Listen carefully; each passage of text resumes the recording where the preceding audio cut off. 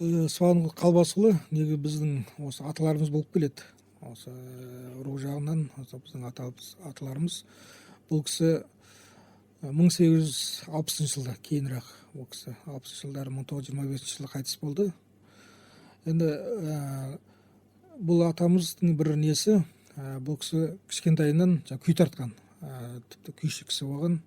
Бұл кісі күйшілігі бүкіл өңірге тараған негізі. Бірақ бір ерекшелігі осы Сыбанқұл.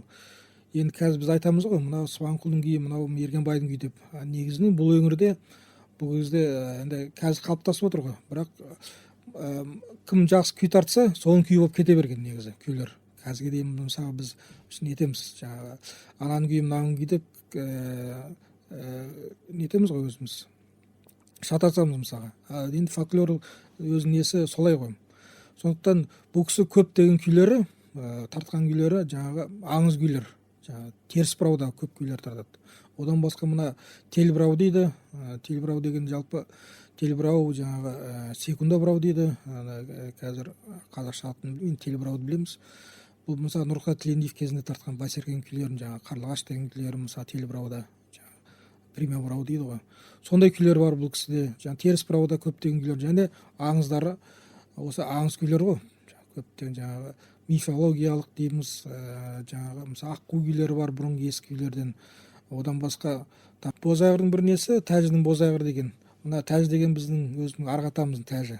Тәж деген кісі енді байқуатты болған кісі. Енді бір осы атамыз, өз атамыз Нүптеке, сол кісіге қалған кезде, сол кісіге 20 мың жылқысынан 2 мың жылқы қалыпты. Жаңағы сол осы жылқылардың, жаңағы Тәж деген атамыздың жылқыларының бәрі жаңағы боз бие, жаңағы бозайғыр дейміз ғой. Сол тек бір түсті боз бие, бозайғыр, жаңағы бозайғырдан тараған ғой енді. Соның басында тұрған бозайғыр бие, жаңағы бозайғыр екен. Сонда бір кездері жаңағы осы Тәж атамыздың үйінде отырып, қонақ болып отырып, жаңағы бір қарап, жаңағы күйшіден қараған кезде жаңағы кісінеп шауып, жаңағы бозайғыр жаңағы. Бірақ бұрынғы арыны жоқ, баяғы жаңағы уже кәрі бозайғырдың көріп, сонда жаңағы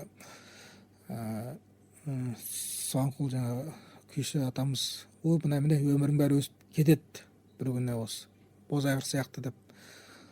Сол кезде осы Тәждің Бозайғыр деп сонда тартқан күй екен. Содан осы Тәждің Бозайғыр болып тарап кетті.